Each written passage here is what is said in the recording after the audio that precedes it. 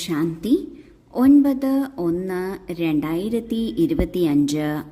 ഇന്നത്തെ മുരളിയുടെ main points. മധുരമായ കുട്ടികളെ, നിങ്ങൾ വികർമ്മങ്ങളുടെ ശിക്ഷകളിൽ നിന്ന് മുക്തമാകുന്നതിനുള്ള പുരുഷാർത്ഥം ചെയ്യണം. ഈ അന്തിമ ജന്മത്തിൽ എല്ലാ കർമ്മക്കണക്കുകളും തീർത്ത് പാവനമാകണം. ഇത് നമ്മൾ ഓരോരുത്തരുടെയും അന്തിമ ജന്മമാണ്.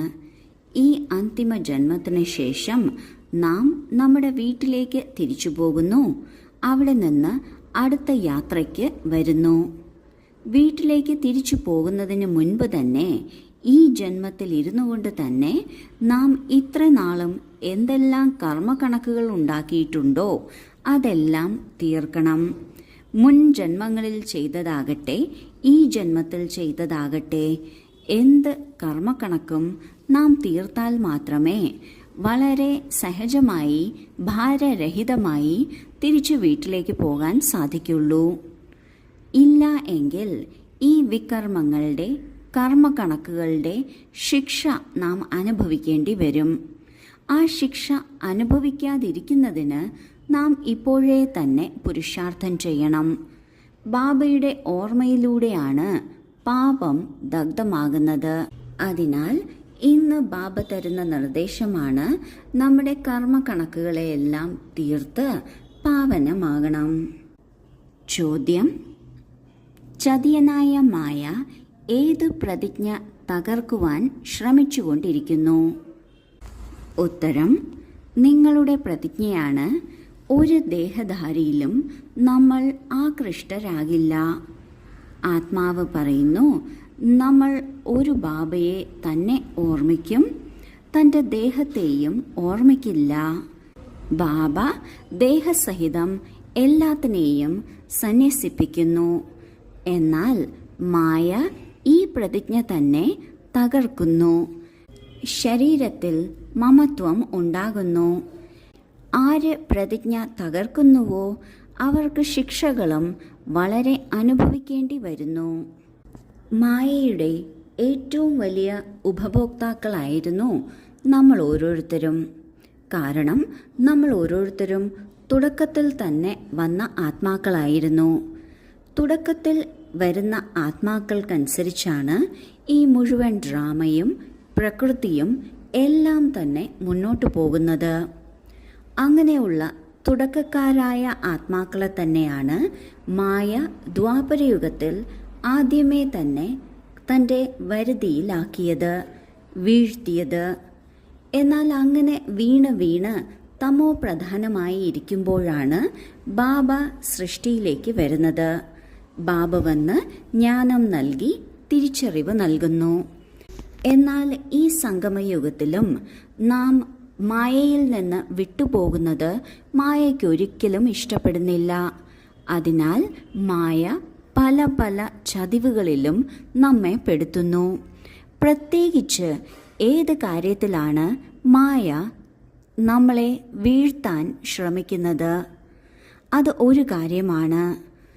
നമ്മൾ കുട്ടികൾ ബാബയെ തിരിച്ചറിഞ്ഞതോടെ നാം പ്രതിജ്ഞ നൽകിയിട്ടുണ്ട്, നമ്മൾ ഒരിക്കലും മറ്റൊരാളുടെയും പിന്നാലെ പോകില്ല, മറ്റൊരാളിലും ആകൃഷ്ടരാകില്ല, അവരുടെ നാമരൂപത്തിൽ പെട്ടുപോകില്ല. ആത്മാവാണ് പറയുന്നത്, എനിക്ക് ഒരു ബാബയെ തന്നെ ഓർമ്മിച്ചാൽ മതി, ഈ ശരീരമൊന്നും ഓർമ്മിക്കേണ്ട എന്ന്. ഇങ്ങനെ നാം ബാബയുടേതായി തീരുന്നു. ബാബ ഈ ലോകത്തെയും ദേഹത്തെയും എല്ലാം തന്നെ സന്യസിപ്പിക്കുന്നു. പക്ഷേ മായ ഈ കാര്യത്തിൽ തന്നെയാണ് വിഘ്നമുണ്ടാക്കുന്നത്. ഇതിൽ തന്നെയാണ് പ്രതിജ്ഞ തകർക്കുന്നത്. ശരീരത്തിനോട് മമത്വമുണ്ടാകുന്നു. അപ്പോൾ പ്രതിജ്ഞ തെറ്റുന്നു. ഇങ്ങനെ പ്രതിജ്ഞ മാറുമ്പോൾ, തകരുമ്പോൾ അതിൻ്റെ ശിക്ഷയും മായയ്ക്കല്ല ലഭിക്കുന്നത്, നമ്മൾ കുട്ടികൾക്കാണ്. അതെന്തുകൊണ്ടെന്നാൽ നമ്മളാണ് മായയ്ക്ക് സ്ഥലം കൊടുക്കുന്നത്. സ്ഥലം ഒരു ഇറ്റ് ഭൂമിയെങ്കിലും ഒരല്പം സ്ഥാനമെങ്കിലും മായയ്ക്ക് നമ്മുടെ മനസ്സിൽ കൊടുത്താൽ മായ മനസ്സിനെ മുഴുവനായും കീഴ്പ്പെടുത്തുന്നു. അതിനാൽ ഒരിഞ്ച് പോലും മായയ്ക്ക് സ്ഥാനം കൊടുക്കരുത്. ബാബയിൽ തന്നെ ശ്രദ്ധ വയ്ക്കുക. ബാബ എന്തു പറഞ്ഞുവോ അത് ജീവിതത്തിൽ പാലിക്കുക. ഗീതം: അങ്ങ് തന്നെയാണ് മാതാവും പിതാവും, അങ്ങ് തന്നെയാണ് ബന്ധുവും സഖാവും. ധാരണയ്ക്കുള്ള മുഖ്യസാരം: 1. കർമാതീതമാകുന്നതിന് ബാബയെ സൂക്ഷ്മ ബുദ്ധിയോടെ തിരിച്ചറിഞ്ഞ് യഥാർത്ഥത്തിൽ ഓർമ്മിക്കണം. പഠിത്തത്തിനോടൊപ്പം യോഗത്തിലും പൂർണ്ണ ശ്രദ്ധ നൽകണം. 2. സ്വയം തന്നെ മായയുടെ ചതിവിൽ നിന്ന് മോചിപ്പിക്കണം. ആരുടെയും ശരീരത്തിൽ ചായ്വ് തോന്നരുത്. സത്യമായ സ്നേഹം ഒരു ബാബയോട് വയ്ക്കണം. ദേഹാഭിമാനത്തിൽ വരരുത്. ആദ്യത്തെ പോയിന്റിൽ ബാബ പറയുകയാണ്, ബാബയെ യഥാർത്ഥ രീതിയിൽ ഓർമ്മിക്കണം. അതിനായി സ്വയം ആരാണെന്ന് മനസ്സിലാക്കി ഈ ശരീരത്തിൽ നിന്ന് പൂർണ്ണമായും ഉപരിയായി ബാബയെ സൂക്ഷ്മ ബുദ്ധിയോടെ തിരിച്ചറിഞ്ഞ് ഓർമ്മിക്കണം. ഇതിനായി നാം എന്ത് പുരുഷാർത്ഥമാണോ ചെയ്യേണ്ടത് അത് നാം തീർച്ചയായും ചെയ്യണം. ഈ പഠിത്തത്തിനോടൊപ്പം യോഗത്തിലും പൂർണ്ണ ശ്രദ്ധ വേണം. പഠിക്കുമ്പോഴാണ് അറിവ് ലഭിക്കുന്നത്, തിരിച്ചറിവുണ്ടാകുന്നത്. ആ തിരിച്ചറിവിനനുസരിച്ച് നാം ജീവിതത്തിൽ പ്രയോഗിക്കുമ്പോൾ, ഓർമ്മയിൽ അത് പ്രയോഗിക്കുമ്പോൾ അത് യോഗത്തിൻ്റെ ശക്തിയായി തീരുന്നു. രണ്ടാമത്തെ പോയിന്റിൽ ബാബ പറയുന്നു, സ്വയം തന്നെ മായയുടെ ചതിവിൽ നിന്ന് രക്ഷിക്കണം, സൂക്ഷിക്കണം. ഒരിക്കലും ആരുടെയും ശരീരത്തിനോട് ഒരു ചായ്വ് അല്ലെങ്കിൽ മമത്വം ഒരിക്കലും തോന്നരുത്. തൻ്റെ ഹൃദയത്തിൻ്റെ സ്നേഹം ഒരു ബാബയ്ക്ക് തന്നെയാണ് നൽകേണ്ടത്, മറ്റാർക്കുമല്ല. നാം സ്വയം ദേഹാഭിമാനത്തിൽ വരുമ്പോഴാണ് നാം മറ്റുള്ളവരുടെ ദേഹത്തിലും ശ്രദ്ധ കൊടുക്കുന്നത്. നാം സ്വയം ആത്മാഭിമാനിയാകുന്നത് പ്രാക്ടീസ് ചെയ്യുകയാണെങ്കിൽ ഒരിക്കലും മറ്റുള്ളവരുടെ ശരീരത്തിലും നാം പെട്ടുപോകില്ല, സ്വന്തം ശരീരത്തിലും പെട്ടുപോകില്ല. വരദാനം: ബ്രഹ്മമുഹൂർത്തത്തിൻ്റെ സമയം വരദാനം എടുക്കുകയും ദാനം ചെയ്യുകയും ചെയ്യുന്ന ബാബയ്ക്ക് സമാനം വരദാനിയും മഹാദാനിയുമായി ഭവിക്കട്ടെ. ബ്രഹ്മമുഹൂർത്തത്തിൻ്റെ സമയം, പ്രത്യേകിച്ച് ബ്രഹ്മലോക നിവാസിയായ ബാബ ജ്ഞാനസൂര്യൻ്റെ ലൈറ്റും മൈറ്റിൻ്റെയും കിരണങ്ങൾ കുട്ടികൾക്ക് വരദാന രൂപത്തിൽ നൽകുന്നു. ഒപ്പമൊപ്പം ബ്രഹ്മബാബ ഭാഗ്യവിധാതാവിൻ്റെ രൂപത്തിൽ ഭാഗ്യമാകുന്ന അമൃത് വിതരണം ചെയ്യുന്നു. ബുദ്ധിയാകുന്ന കലശം അമൃത് ധാരണ ചെയ്യുന്നതിന് ആ സമയം യോഗ്യമായിരിക്കണം.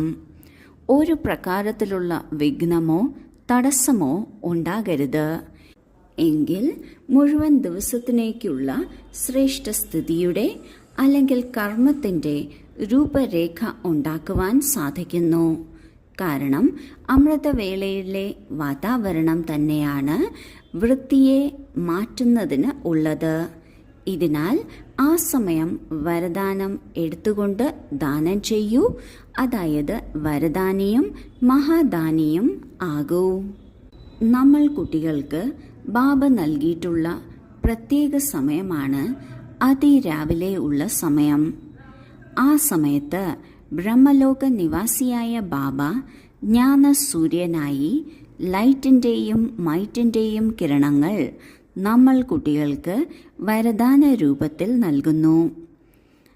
ഏതു കുട്ടികളാണോ അത് സ്വീകരിച്ച് അത് ധാരണ ചെയ്ത് മറ്റുള്ളവർക്കും വിതരണം ചെയ്യുന്നത് അവരെയാണ് മഹാദാനിയെന്നും വരദാനിയെന്നും പറയുന്നത്. ഇങ്ങനെ അമൃതവേള സമയത്ത് എടുത്ത് മറ്റുള്ളവർക്ക് വിതരണം ചെയ്യുന്നതിൽ ഒരു വിഘ്നവും വരരുത്, തടസ്സവും വരരുത്. കാരണം അമൃതവേള സമയം തന്നെയാണ് മുഴുവൻ ദിവസത്തേക്കുമുള്ള ശ്രേഷ്ഠസ്ഥിതിയുടെ ശ്രേഷ്ഠ കർമ്മത്തിൻ്റെ രൂപരേഖ ഉണ്ടാക്കുന്നത്. ഒപ്പം അമൃതവേള സമയത്താണ് നമുക്ക് വൃത്തി അല്ലെങ്കിൽ മനോഭാവം ചേഞ്ച് ചെയ്യാൻ സാധിക്കുന്നത്. അതിനാൽ ഈ സമയത്ത് വരദാനമെടുത്ത് ദാനം ചെയ്ത് മഹാദാനിയും വരദാനിയും ആകണം. സ്ലോഗൻ: ക്രോധിയുടെ ജോലിയാണ് ക്രോധിക്കുക, നിങ്ങളുടെ ജോലിയാണ് സ്നേഹം നൽകുക. ഓം ശാന്തി.